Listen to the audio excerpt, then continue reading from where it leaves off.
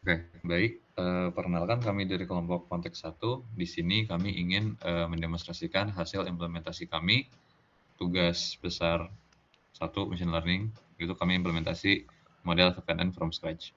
Nah, pertama-tama dari speknya sendiri menyediakan, sebuah dataset dalam bentuk CSV. Nah, karena FFNN yang diajarkan di kelas itu representasi inputnya adalah berupa vektor, maka di sini kami membuat kelas problem untuk memparsing CSV tersebut ke dalam representasi vektor atau matriks. Mungkin boleh ke file problemnya.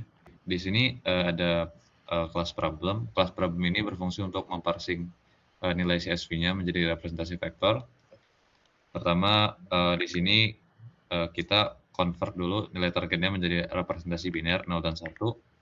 Lalu untuk numerical matrix-nya itu pertama dibuat dulu inisialisasi kosong, lalu nanti akan diisi dengan hasil representasi numerikal dan kategorikal. Untuk kolom numerikal sendiri kita lakukan normalisasi menggunakan z-score agar dia skalanya datanya sama.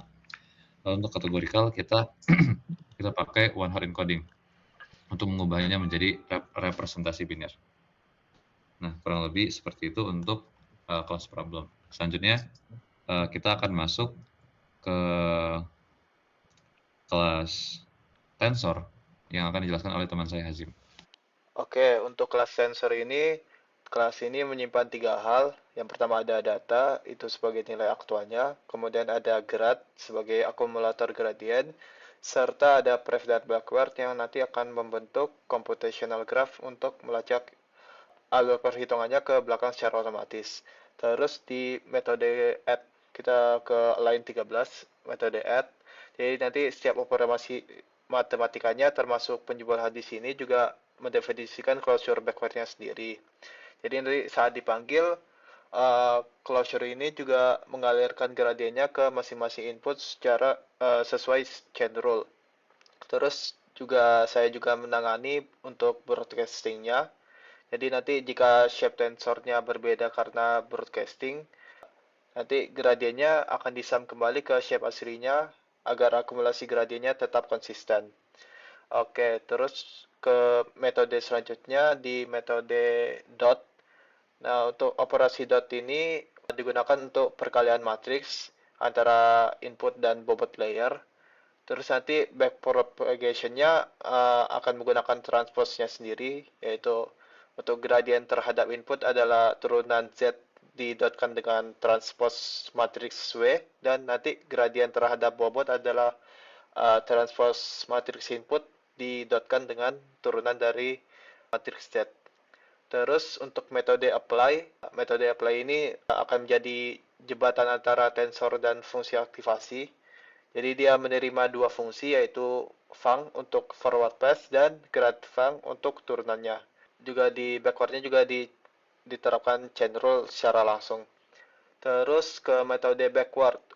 Jadi kata sedikit ya, metode backward jadi mengimplementasikan topological sortnya pada computational graph. Jadi metode ini menelusuri semua node-nya dari output ke input menggunakan DFS. Lalu nanti menjalankan backward-nya dari belakang ke depan. Jadi metode backward ini yang akan membuat seluruh proses backpropagation-nya nanti akan berjalan secara otomatis hanya dengan satu pemanggilan. Oke, baik. Selanjutnya kita akan lanjut ke kelas trainer. Kelas trainer sendiri adalah sebuah struktur data yang menyimpan model FFNN-nya sendiri. Kelas ini menyimpan beberapa data, yaitu dia ada problem, yaitu masalah atau dataset tadi, layer size yang berisi ukuran tiap-tiap layer, lalu jumlah layer, lalu juga ada beberapa komponen lainnya. Langsung saja pada kelas ini didefinisikan pertama inisialisasi bobotnya atau weight. Nah, untuk inisialisasi weight-nya di sini ada beberapa metode yaitu ada zero, uniform, normal, dan juga di sini kita implementasikan untuk Xavier dan He untuk spesifikasi bonusnya. Lanjut ke bawah, tadi ada fungsi-fungsi untuk inisialisasi masing-masing bobotnya. Lalu di sini ada fungsi forward. Fungsi forward di sini adalah fungsi untuk melakukan operasi forward pass. Di sini kita mencari nilai z-nya, lalu kita lakukan normalisasi apabila RMS normnya true, Lalu apabila dia punya fungsi aktivasi, maka akan dilakukan activation menggunakan fungsi aktivasi yang ditentukan untuk layer tersebut. Lalu akan mereturn nilai Z-nya. Selanjutnya, nilai gradient akan disimpan menggunakan fungsi sink gradient dengan memasukkan nilainya ke weight gradients pada indeks I dan juga sama untuk bias gradient. Lalu selanjutnya ada fungsi zero gradients. Zero gradients ini berfungsi untuk mereset nilai gradiennya untuk tiap layer. Jadi nilai gradient untuk tiap layer itu tidak menumpuk satu sama lain. Nah, selanjutnya dijelaskan oleh Ardi. Oke, akan dilanjutkan ke regularization loss. Di sini hanya mengimplementasi rumus yang ada, yaitu di mana nanti jika memanfaatkan ada L1 dan L2 lambda, yaitu untuk ada optimizer, ini akan menambahkan regularization terlebih dahulu, menyesuaikan dengan rumus yang ada, satu di pangkat 2 dan satu di absolute, seperti yang ada di atas. Lalu untuk update weight ini akan dibagi menjadi dua, update weight pada umumnya dan juga update weight yang memanfaatkan ada. Untuk update weight pada umumnya akan memanfaatkan learning rate dan turunan parsial dari error seperti pada umumnya. Namun untuk Adam akan menggunakan rumus yang berbeda sesuai dengan rumus yang disantumkan. Biasanya akan mengimplementasi yang ada dari rumus yang pada update weight ada. Lalu mungkin bisa dilanjut ke activation function. Ini secara ringkas kami mengimplementasi beberapa. Ini bagian gue gak sih? Oh iya, sorry. Loss berarti. Untuk loss, kami mengimplementasi beberapa, yaitu mean squared error, lalu binary cross entropy, dan juga kategori cross entropy. Dan di sini hanya mengimplementasi apa yang rumusnya, rumus dari masing-masing loss, dan kami implementasi secara konsisten. Mungkin bisa dilanjut activation. Oke, untuk file aktivasi, jadi untuk ini semua fungsi aktifnya di sini menggunakan metode apply dari tensor. Terus jadi bakalan otomatis terdaftar ke dalam computational graph dan bisa di backprop tanpa perlu menulis backward secara terpisah. Untuk fungsi aktivasinya ada fungsi linear sesuai rumus dari spec, terus ada relu, terus sigmoid, fungsi tan, dan untuk bonusnya ada fungsi softmax. Untuk softmax ini digunakan untuk output multi-class classification. Sebelum menghitung eksponennya juga setiap elemennya bakalan dikurangi dengan nilai maksimum di baris tersebut. Ini untuk mencegah overflow. Juga pasangan dari softmax ini adalah categorical cross entropy loss yang tadi udah dibilang Ardi. Saya akan lanjut ke bagian fit. Untuk bagian fit, di sini akan masukkan seluruh hasil dari kami, apa yang kami implementasikan, yang kami memanfaatkan EPOP, learning rate, batch size, dan lain hal. Ini akan memperhitungkan data tiap EPOP, untuk setiap EPOP yang ada, dan kami akan memanfaatkan batch sesuai dengan apakah user akan memintakan benefits. Di sini akan melakukan prediction, terus menghitung loss, lalu loss tersebut akan disimpan untuk melakukan nanti analisis data, dan juga di sini akan optimizer memanfaatkan apakah akan memanfaatkan Adam atau tidak. Ini berlaku untuk validation-nya juga. Mungkin bisa dilanjut langsung ke notebook. Untuk notebook di sini seperti pada umumnya akan memanfaatkan framework yang sama, dimulai dengan exploratory data analysis atau EDA, jadi melihat memahami datasetnya terlebih dahulu, lalu dilanjutkan dengan visualisasi datanya juga, lalu melanjutkan data cleaning dan pre-processing, yaitu apakah memberikan handling missing values, outliers, dan lain hal. Di sini yang kami lebih fokuskan adalah encoding, encoding kategorikal, untuk model dapat mengerti data yang dikasih. Lalu juga ada feature scaling. Yang kami gunakan adalah standard scaling. Melakukan pengujian model, di sini melakukan fit, menjalankan fitnya terlebih juga. Setelah kami melakukan pemisahan data, dan data tersebut akan kami masukkan dengan memanfaatkan loss BCE, terus epochnya 200, learning rate-nya 0,01 dan lain-lain. Dan di sini akan dihasilkan hasil training berupa berbentuk seperti ini, dan hasilnya akan seperti ini. Dan melihat banyaknya hal yang kami implementasi, kami menyiapkan notebook tersendiri untuk menganalisis berbagai kemungkinan. Yang pertama yaitu pengujian hyperparameters dengan depth dan width. Depth dan width akan dilihat seperti ini. Untuk width-nya terlebih dahulu dengan depth yang tetap. Untuk width, terlihat yang paling baik adalah 128 untuk train-nya. Namun ternyata validasinya terlalu tinggi. Menandakan kalau ini overfit. Maka untuk melihat yang balance terbaik itu 32 dengan validasi yang cukup rendah lalu dilanjutkan dengan 64. Lalu terdapat variasi depth dengan width yang tetap. Di sini yang paling baik secara train memang 5 hidden, namun ternyata itu overfit dengan bukti dengan validasi yang cukup tinggi. Yang paling baik di sini dinilai depth dengan 2 hidden layer dan dilanjutkan dengan 3 hidden layer. Lanjut dengan variasi aktivasi function. Di sini kami memanfaatkan ReLU, tanha, sigmoid, linear. Lihat yang paling baik di sini secara training adalah ReLU dan tanha. Dan juga ini melihat kalau validasi itu cukup overfit. Jadi yang menjadi paling balance yang terbaik itu sigmoid dan linear sebagai lanjutan. Lalu ada variasi learning rate-nya juga.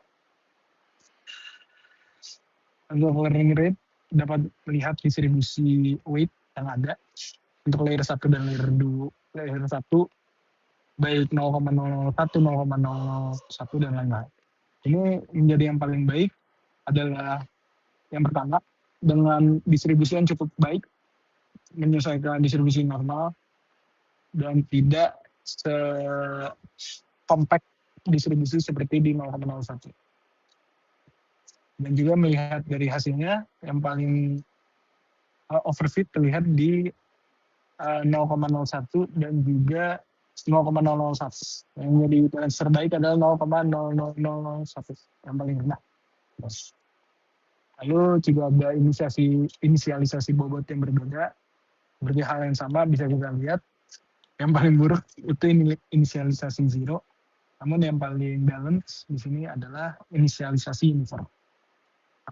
Ini dengan regulasi, di sini ada 2 tipe, regulasi non, regulasi L1 dan L2.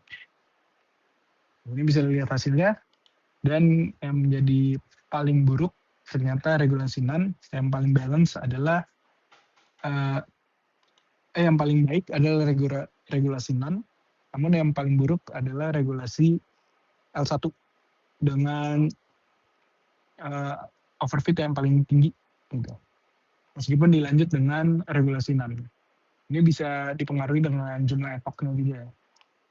Lanjut ke bagian bonus yaitu Adam Optimizer dan SGD atau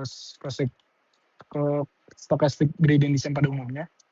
Di sini dilihat bahwa pemanfaatan Adam cukup baik secara training, namun validasinya tidak terlalu overfit menilai dari grafik yang ada. Dan malah memiliki balance yang terbaik adalah Stochastic Gradient Descent pada umumnya.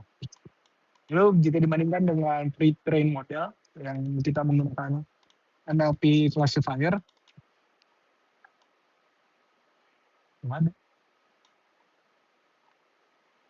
ini lebih bagus sih, seingat saya.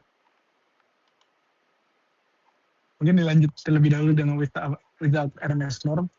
Ini bisa dilihat bahwa dengan menggunakan RMS norm dan tidak menggunakan RMS norm itu tidak jauh berbeda.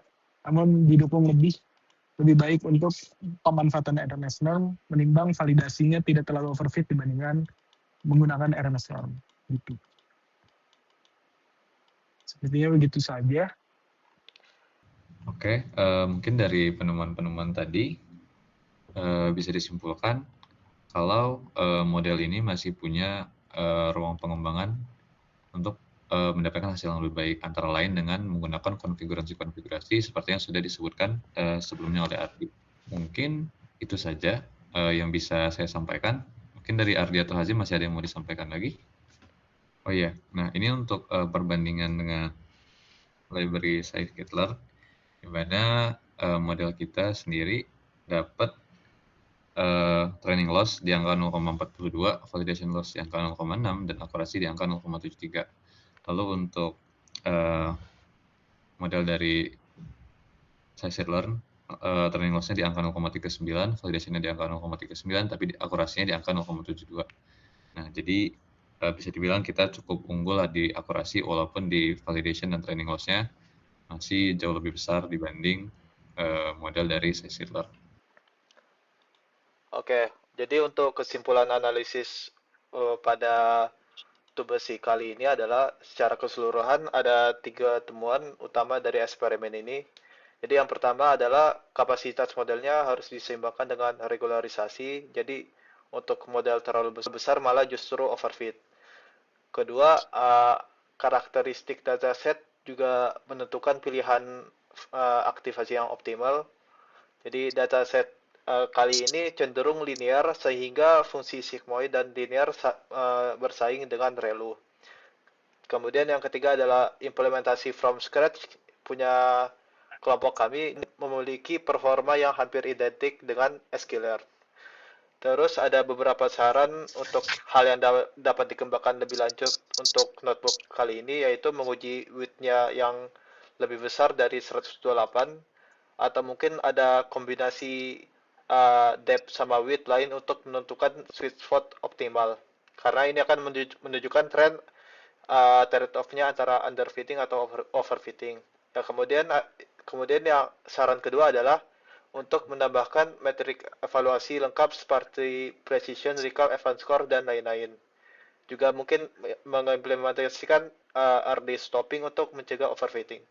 Terus yang saran terakhir adalah mencoba optimizer tambahan seperti AdaGrad dan MRS Prop untuk meningkatkan konvergensi dan generalisasi.